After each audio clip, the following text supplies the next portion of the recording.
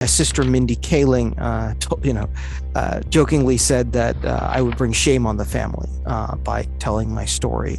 I am equally proud to say that I met Edward Bloom and I joined the struggle in America for equal access to education for all Americans. I say it is because of Indians like you that the British ruled India for 200 years. I'm very proud of the fact that I oppose affirmative action racism.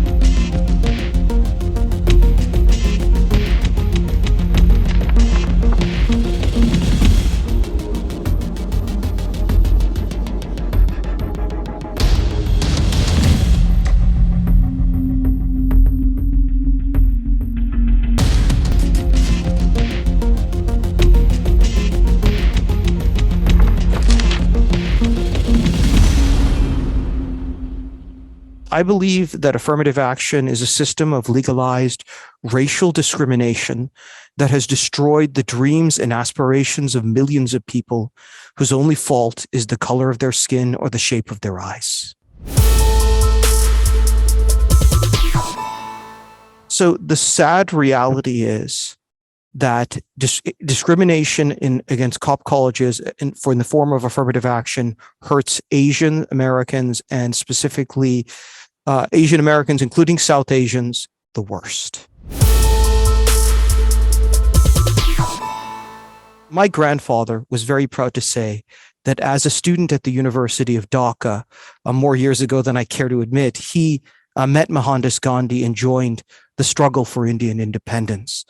I am equally proud to say that I met Edward Bloom and I joined the struggle in America for equal access to education for all Americans. I cannot speak to the broader social issues of discrimination which occurred in India's history because, of course, despite the fact that I am an Indian American, I grew up in the United States. However, I oppose all kinds of discrimination. And I do believe that people from disadvantaged backgrounds should have equal access to education.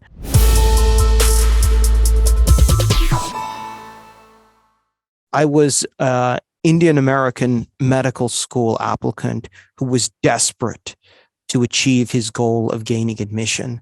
My best friend got rejected from medical school. He was a year older than me. And I did an analysis because I studied economics at Chicago of the statistical chances of me gaining admission. And I recognized that as an Indian American, I had a very low statistical chance of admission. But a Black applicant with my grades and test scores had a high probability of admission. So I shaved my head, I trimmed my long Indian eyelashes, I joined the Organization of Black Students, and I applied to medical school as a Black man.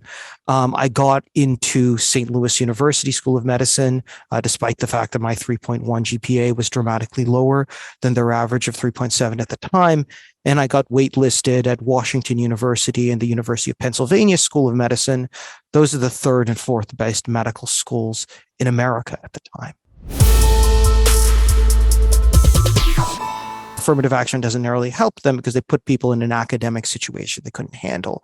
I was not good enough to graduate medical school. In fact, I never would have told my story if I had graduated medical school because, of course, I would have lost my license to practice medicine. I dropped out of medical school. I got my MBA at UCLA, which is a school that doesn't practice affirmative action in admissions. And there were efforts to reinstate affirmative action, specifically by Vice President Kamala Harris, then Attorney General of the state of California.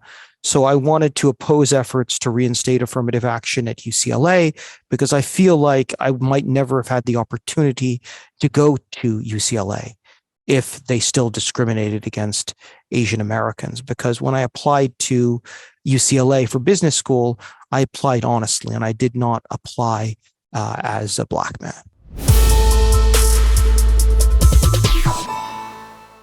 also, well, of course, my sister Mindy Kaling, jokingly said that I would bring shame on the family by telling my story.